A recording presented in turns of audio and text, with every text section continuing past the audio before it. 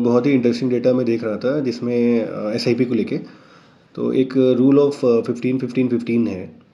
उसमें जनरली ये होता है कि भाई अगर आप 15,000 की एसआईपी करते हो हर महीने और 15 साल के लिए, तो एक एजम्पशन है कि अगर 15% का रिटर्न वो फंड बनाता है, जो जनरली एक मिड कैप कैटेगरी का फंड या मल्टी कैप कैटेगरी का फंड जनरली 15% डिलीवर कर देता है इतने लॉन्ग टर्म पीरियड में। तो आपका 1 करोड़ की वैल्यू बन जाती है।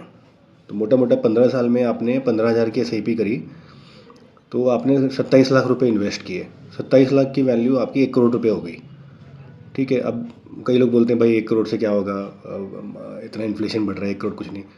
तो बिल्कुल सही बात है। अब उसी में अगर आप टॉपअप करो, जैसे 15,000 की एसआईपी आप कर रहे हो, 15,000 में आप 10% की टॉपअप कर दो, मतलब अगले साल से 10% बढ़ गया।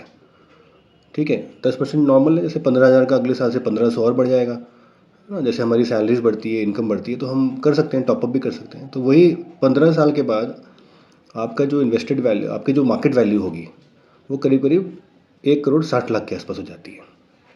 दूसरी चीज़, यही अगर मैं 15-15-30 मतलब 15-15-30 का कॉम्बिनेशन लेके चलूँ कि 15,000 रुपये की एसआईपी 15% के हिसाब से, ठीक है, 15% के हिसाब से 30 साल के लिए अगर मैं चलाऊँ, तो यही फिगर मेरा मोटा मोटा 9 करोड़ के आसपास बन जाता है। और